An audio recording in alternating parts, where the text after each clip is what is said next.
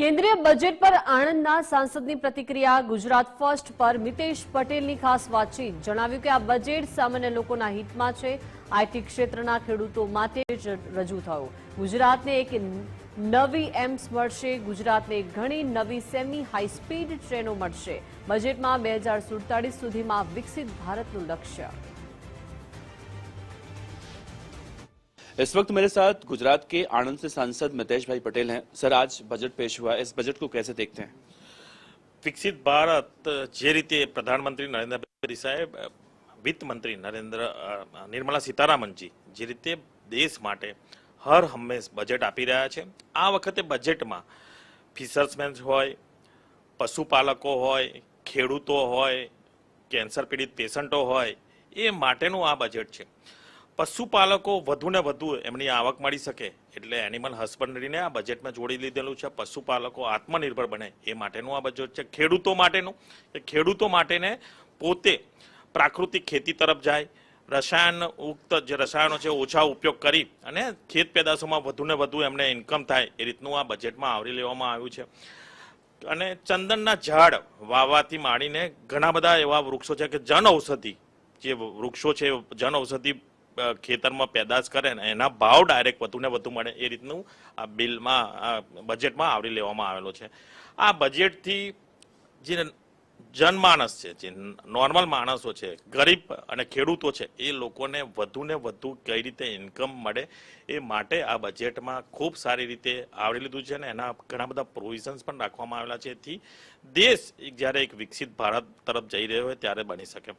Cancer પીડિત જે આપણા દેશમાં અત્યારે પેશન્ટો વધી રહ્યા છે ત્યારે 17 જેવી એવી મેડિસિન્સ છે કે જે આપણે ઇમ્પોર્ટ કરવી પડે છે અને એમાં કસ્ટમ ડ્યુટી બિલકુલ ઘટાડી દેવામાં આવી છે। એનાથી કેન્સર પીડિત પેશન્ટો છે ને મેડિકલ જે એમને ટ્રીટમેન્ટ મળવી જોઈએ ખૂબ સસ્તી થઈ જશે। મેડિકલ હબ બને ભારત દેશ, બહારથી અહીંયા લોકો આવીને અહીંયા મેડિકલની ટ્રીટમેન્ટ લઈ શકે એ તરફ ભારત દેશ જઈ રહ્યો છે। આઈટી ક્ષેત્રમાં ખૂબ સારું એને પ્રોવિઝન આપવામાં આવ્યું છે કે આઈટી ક્ષેત્ર ભારત દેશનું આગળ આવે, લોકો અહીંયા ઇન્વેસ્ટમેન્ટ કરે એ રીતની ફોરેન ઇન્વેસ્ટર અહીંયા આવે એ રીતનું આઈટી ક્ષેત્ર છે, એઆઈ ક્ષેત્ર છે। એટલે ડેવલપમેન્ટ જે રીતે વિકસિત ભારત બની રહ્યું છે એ રીતે ડેવલપમેન્ટ એ દિશામાં પ્રધાનમંત્રી નરેન્દ્રભાઈ મોદી સાહેબ, આપણા વિત્ત મંત્રી નિર્મલા સીतारमण આ બજેટમાં આવરી લેવામાં આવેલું છે।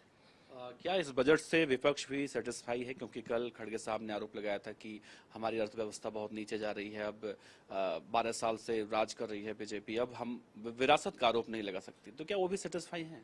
વિપક્ષનું તો હર હંમેશા એમનું એવું હોય કે ભાઈ કોઈ બી વસ્તુમાં કોઈ બી પ્રધાનમંત્રી નરેન્દ્રભાઈ મોદી સાહેબ જ્યારે સારા કામ કરતા હોય, બજેટ પર સારું આવતું હોય, પણ એમને એક તો ટિપ્પણી કરવાની જે ટેવ પડી ગઈ છે, એમની ટિપ્પણી કરવાની ટેવ હર હંમેશ રહેલી છે।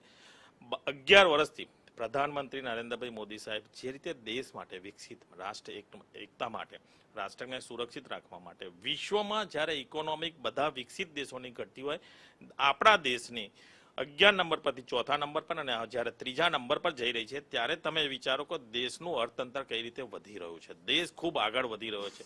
વિકસિત દેશોની નજર જે વિશ્વમાં છે એની નજર ભારત દેશ પર છે।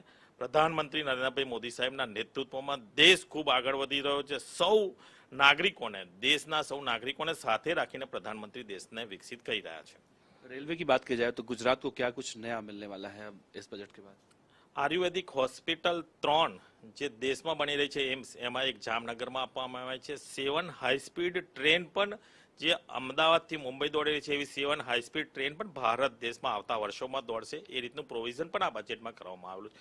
મીન્સ કે તમે જ્યારે ફોરેનમાં જતા હોય અને જે ટ્રેનમાં તમે બેસતા હોય, ટ્રેન, રેલવે, ફ્લાઇટ છે, પ્લેન છે, બધી જ જગાએ તમે ઘણા બધા એરપોર્ટ પણ નવા બની રહ્યા છે એ પણ બજેટમાં આવરી લેવામાં। આ રીતે દેશમાં વિશ્વમાં જે દેશો છે, વિકસિત દેશો છે, એની કમ્પેરિઝનમાં દેશ અત્યારે આગળ વધી રહ્યો છે અને દેશ જે રીતે પ્રધાનમંત્રી નરેન્દ્રભાઈ મોદી સાહેબના નેતૃત્વમાં ખૂબ આગળ વધી રહ્યો છે એ રીતે દેશની ઇકોનોમી પણ ખૂબ આગળ વધી રહી છે। एक शब्दों में कहें तो 2047 विकसित भारत का जो टारगेट रखा गया है उसे देखकर इस बजट को पेश किया गया। 100% 2047 विकसित भारत બનવા જાય દિશામાં જઈ રહ્યો છે એ રીતે જ બજેટને પણ આમાં આવરી લેવામાં આવેલું છે।